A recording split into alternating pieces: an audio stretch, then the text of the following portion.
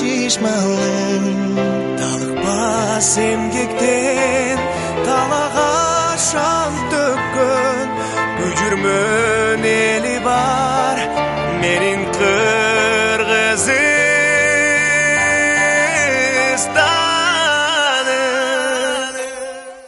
Тоолуу алай жергеси качан болбосун дайыма ушундай бейпил, ушундай тынч.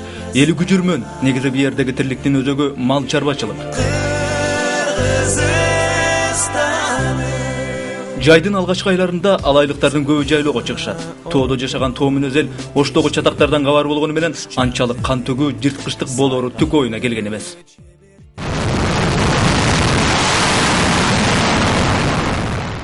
Жайлоо жыттанган июнь айынын 10-дорунда Коголаңды угуп оштогу туугандарынан тынчсызданышкан алайлыктар мына ушул жол менен Ошко сапар тартып, кайра көөнүнөлүк алайдын ушул жолу менен үйүнө кайтты.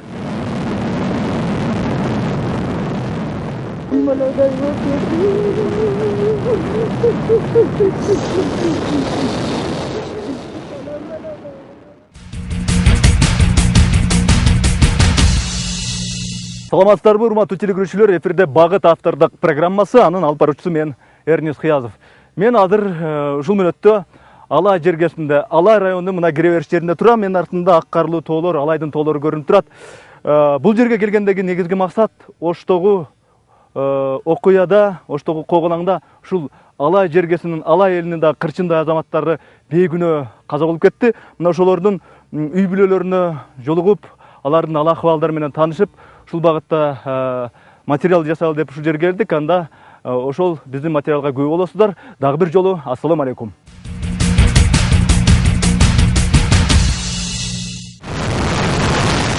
Ошо 10 күнү машиналар өтүп калышты, Ошто карай өтүп калышты, биз билген жокпуз аны. Кийин уктук, ушундай болуп өзүк мен кыргыз неме деди. Туугандар бар, Ошто студенттер бар. Ошолорду алып чыгайлы деп, баары тууган уругу менен алып чыгайлы деп кооптонуп барышты. Согушкан барган жок. Өлтүрөйүн деп барган жок.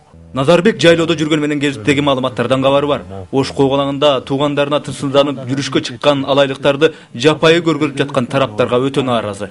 Кыргыздар бизди өлтүрүп атат деп жаманатты ол интернетке берип салыптыр. Ол жапайы кылып. Ол бекер эле неме сөз ол. Бекер көп сөз.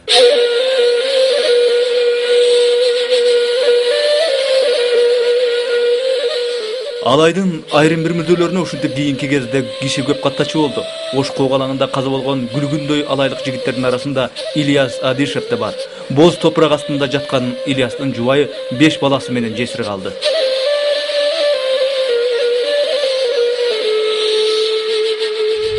Бисмиллахир-рахманир-рахим.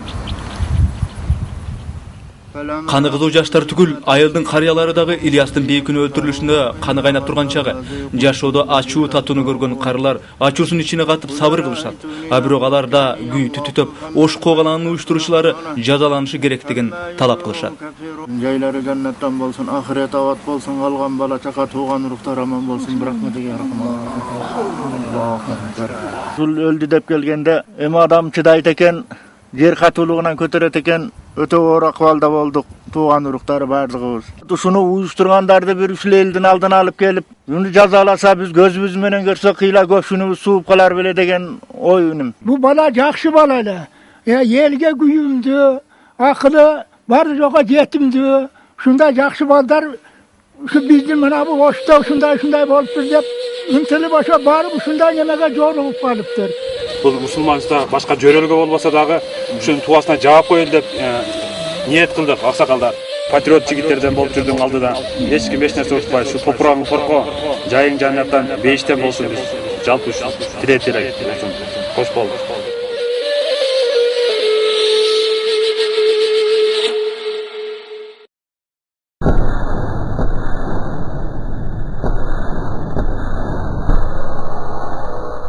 Актилек Кадырбаев дагы Ош Коголаңында жабыркагандардын бири. Ага кылган мыкаачылыктан азыркыга чейин өзүнө келе албай, адам менен сүйлөшүп атканда алдан эден коркуп турганы байкалат. Ош шаарындагы көчөлөрдүн биринен аны кармап алышып, тепкилешип, арматура менен чаап, атүгүл тилин кескилегенге чейин барышкан. Жыгылганда тилимди кесип жүргөн. Тилин кесип ичтиби? Тилимди кесип жүргөн. Мүмкүн болсо көрсөтөсүң тилди. Кесип туруп ушуну. Bulun takayıp kala jağılmaz mı armatura menip turganda tişleri buzulup ketken.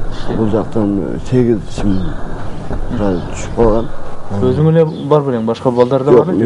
menin janımda 2 bala kazı oluptur. Ош окуясы башталганда ушул жерге көптөгөн ушу Алай райондук ооруканасына көптөгөн жабырлануучулар түшкөн. Ушул башкы дарыгердин айтуусунда алардын саны 50дөн ашкан. Ошол эле учурда ушу Ош когалагында жабырланып ошону менен бирге каза болгондор да аябай көп болгон. Алардын баары өздөрү ошол бизге маек берип жатып айтып атышат. Бизде кандай күнөө эле, биз тынчтык максат менен өзүбүздүн ошол Оштогу тууган туушкандарыбызды сактоо үчүн барганбыз деп.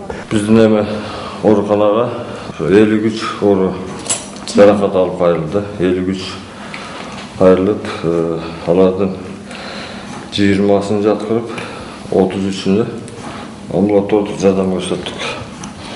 Бу жерде айтып кетиш керек, мына хирургиянын, реанимациянын медициналык кызматкерлери, медсестралар, врачтар, санитаркалар күнү түнү дебей 3 күн тыгымсыз иш алып барышты. Бурулганда пут катып калды мени. Путуму кармап жыгылып калдым, балдар көтөрүп машинага там салышты. Ошо мен бурулуп төртөө машинага көтөрүп салганда бул жактан даг атып менен кошо бир бала кулап түштү. Кулап түшүп ол дәлисин уктуган билбей калдым балдар.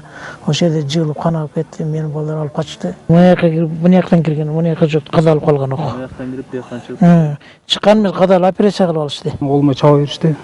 Сынып кеткен. Арматура менен чаптыбы? Арматура менен чаба беришкен. Бу жерде сөөк сынып турбу? Сынып кеткен, операция болду. Бизде менде күнөө эле. Бизде күнөө деле жок. Ушу ортодо ошо өзөктөрдүн арасында деле бир карапайым адамдар бар. Эми ошолордун арасынан уюштуруучулар бар да, ошолорду жазалаш керек. Кулактан кирген, кулактан. Кайсы кулагыңды көрсөтсөң? Мына кулактан кирген. Мына жерге. Могу жерде регистратор Шерден мындай кирген. Ичинде Ичинде өкө. Ичинен да кирген. Ал элек бу? Алын элек. Алындан болбойт азыр. Азыр угуп атабы бу? Укпайт. Бияк укпайт. Өзүбүздүн алайлык туугандарды жаман аттап болуп атат. Биз туугандар үчүн барганбыз. Биз атышабыз деп ойлогон эмеспиз. Аржуя болгон эмес бизде. Олорду полный аржуя болгон. Жолдун чекеси менен кетип атканда үйдүн ичине чыгып ок аткан. Ошондо ок тийип, кайра обратно үйгө больницага келдим. Өкпөгө кирип кетти деп айтышты. Өккөгө кирип кеттим. А бул жигит Ош когалагында далысына ок тийип жаракат алган. Ок тийген жер бир аз ысый түшүп, далыма ок кирип кеткенин деле сезбептирмин дейт ал. Куралчан небелер аны жөн ок менен да эмес, мергенчилер демейде чочко атчу коргошун ок менен атыптыр. Биз тынч эле барганбыз, бирок эчтекени ойлобойлучу. Анан 2 КАМАЗ келип атып кетти, бронированный КАМАЗдар экен. Бирөөсү мага ок тийгенин эле билген жокмун, сый түштү. Бунун өзү охотничный чочко ата турган ок да булчу.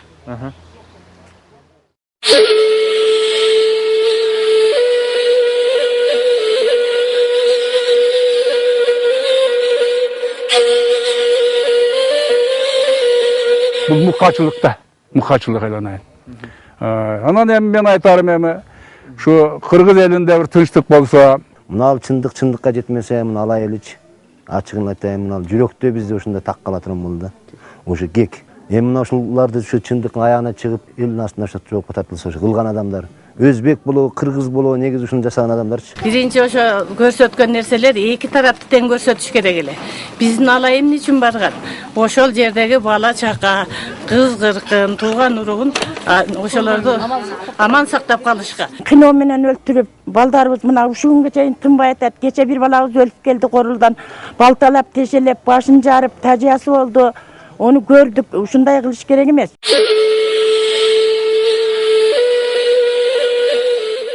Мына ушул мотурайган бала тосуп чыккан үйдөгүлөрдүн эң жакшы көргөн эжекеси бар эле. Максат эже деп айылдагылардын баары сыйлашчу. Мезгилинде өзбектер менен кыргыздар чогуу иштеген Кыргызстан деген колхозду да башкарчу дешет. Анын туугандары, жакындары чогулуп, арбакка багыштап Куран окулду. Малики яумудияка набудияка настахин. Чыга калышып, машинасын атып, ошо машинасы тагаланып кетип, анан ташып баран кылышып, аны эжебизге да окуп жаңылып, анан өзүнүн уулу, келини, неберелери бар экен. Ошонун ичинен эжемдин келини ошодон каза тапты. 3 адам. Бир небереси, 1,5 жашарлык небереси qaza taap kaldı. Armanım simde. Datlansam kimge varam. Henüz benden ayın. Эми кандай чара колдонушун каалайт элеңиз? Men nemi? Ne kılışım gerekler? Kolumdan gelse, bardığımı aktırsam. Машинаны автомат менен атып, шофер ок жаңылып, эжем ок жаңылып алдыда турган шофердин жанында. Ошол күветке жолдун четине чыгып токтогондо ошол багыл бир топ чуркап келип, машинадагы адамдарды сүйрөп түшкөн. Сүйрөп түшкөндө баягы эжем бечара небересин келинин коргойм деп жан талпас кылганда таш жеген. Таш менен ташпаран кылып, бардыгын ушул мен таң калам 1,5 жашар баланын эмне күнөөсү бар. Ошол аялдын колунда куралы болбосо, эч кимге каршы чыкпаса, анын эмне күнөөсү бар. Ошолорду ташпаран кылып, аёсуз ташпаран менен таш менен көбү ийген дейт да алар ташпаран кылып.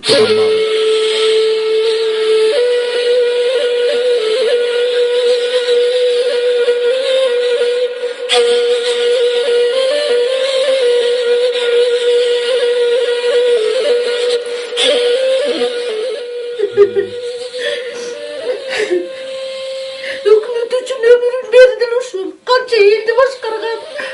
Uşunda akıllı oğlum uşunday. Ayla çok eкен, elimge ayla çok eкен. Şu ne alası güyüp bir şey oturup kaldık. Buna 30 gün oldu. 31 gün oldu bu. Ne deyip eкен? Жакындан бери бул эженин үйүндө да чоң мүшкүл иш болду. Ош когунаган улам 2 киши бирдей төшөктө жатат. Эже өзү райондук ооруканада иштегени менен экөөнүн ден соолугун кантип калыбына келтирем, баары Кудайдын колунда экен да деп аргасы кетип отурат.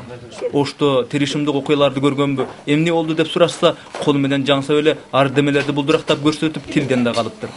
Соо эле баласы мынтип калганында түтөп бу карыя инсульт болуп калыптыр.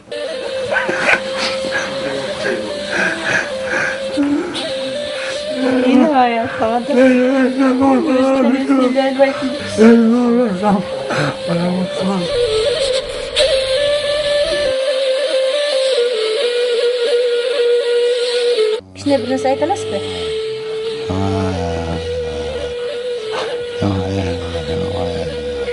Çocuğum kalganda. Anan birinci görgümde ayttı deyt. Menin gözümce birini öldürüp koydu деп ayttı deyt. Ben hem odan beri hiç tilimde acak düşünbey görürse.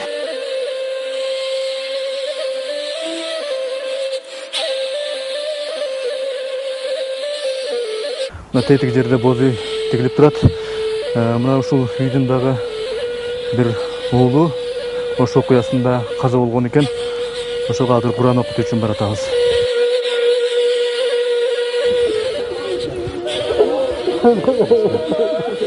Кайрат кылыңыздар эми. Кайрат кылыңыздар.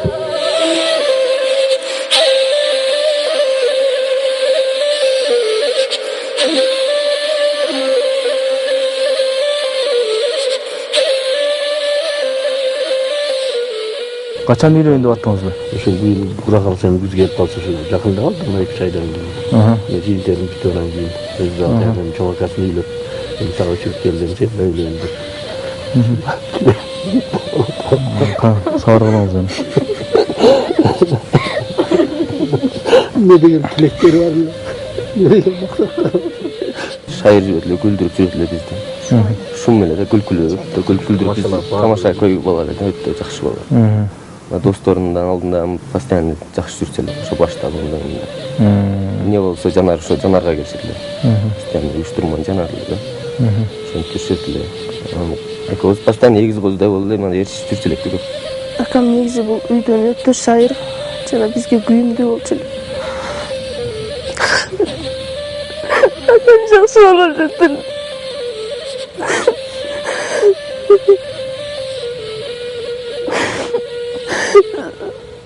Bilmiyorum, emelerin koluna kalmak falan diye.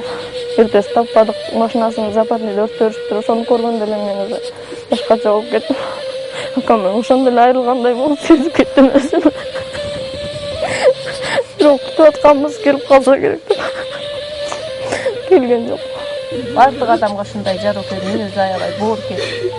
Бирөөгө жакшылык эле кылайын деген патриот бала эле. Ушундай кыйын бала. يعلم ما بين أيديهم وما خلفهم ولا يحيطون بالشيء من علمه إلا بما شاء وسع كرسيه السماوات والأرض ولا يؤوده حفظهما وهو العلي العظيم صدق الله العظيم سبحان ربك رب العزة عما يصفون. Galstuğun şu göynüklerin bärini iret menen püktöp taptasa şu salıp özüne tıkan bala dedi. O sandıkka var ya? Şu sandık.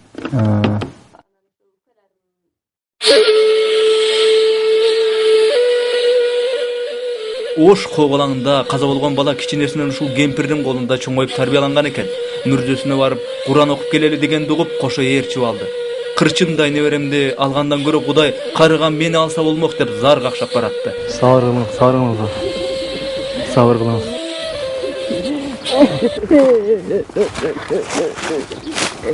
Aylan konalıklayın. Uzada oğlanın.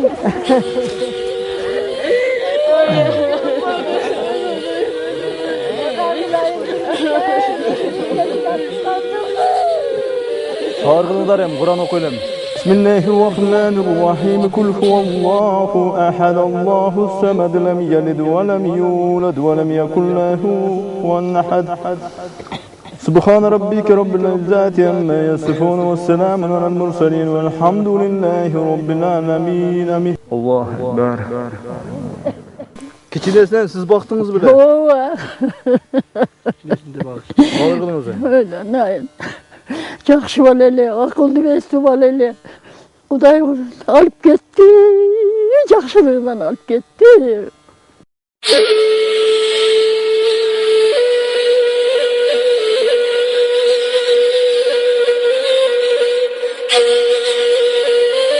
Auzu billahi mineşşeytanirracim. Bismillahirrahmanirrahim. Ушул Оштогу жабыркаган кыргыздарды коргоюн деп бардың. Сен неме мезгилсиз дүйнөдө кайттың, жаткан жериң жайлуу болсун. Кыргыз деп күйгөн жигиттерден ажырап атканыңызда биз аябай терең кайгырып атабыз. Жаткан жериң жайлуу болсун Жанарбек.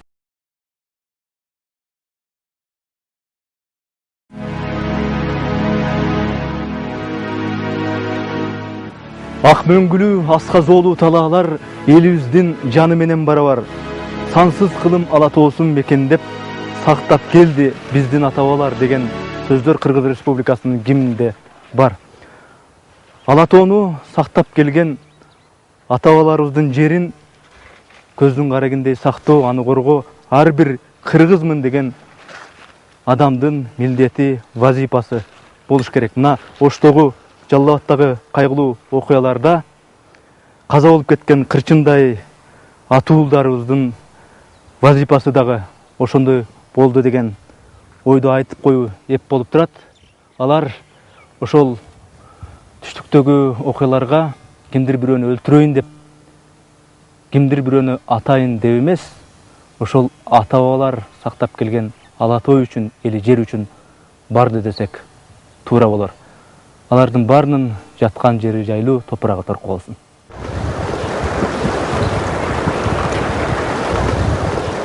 Алайлыктардын Ош окуясынан кийинки азыркы акыбалын ушу Күргүчтө аккан дарыяга салыштырууга болот. 90-жылдагы Ош окуясында дагы алайлыктардын көбү жабыркап, көбү өлүп, айтор тоо мүнөз эл айкөлдүгүнө салып, ал кайгыны да ичине жутушкан. Бул жолку окуядагы чындыкты өлкөнүн бийлиги кандайча түшүнүп, кандайча чечим кабыл алар экен деп азыр алай эли ачуусун ичине катып, сабыр кылып турган маалы. Алайдын эли тоо мүнөз, тоого окшош айкөл эл. Мына Оштогу өзбек, кыргыз окуяларында канчалык жүрөктү канаткан, жүрөктү титиреткен окуялар болуп, ушу алайдын кырчындай жигиттери каза болгонуна карабастан бул окуяны өзүнчө ичине жутуп, ушу алайдын эли кечирүүгө даяр. Бирок алардын талабы ушул буга тиешелүү күнөөлүүлөр толук деңгээлде өзүнүн жазасын алыш керек дешет алар. Ошондой эле бүгүнкү күндөгү бийлик ушул өзбек менен кыргыз элинин ортосунда кандай бир көпүрөлүк кызматты аткарышы керек деген ойдо. Korgon Alatoy uçların Tümünde pöstürgen Örüşkö çişmalın аз эмгектен талага шан төккөн көчүрмөн эли бар менин кыргызым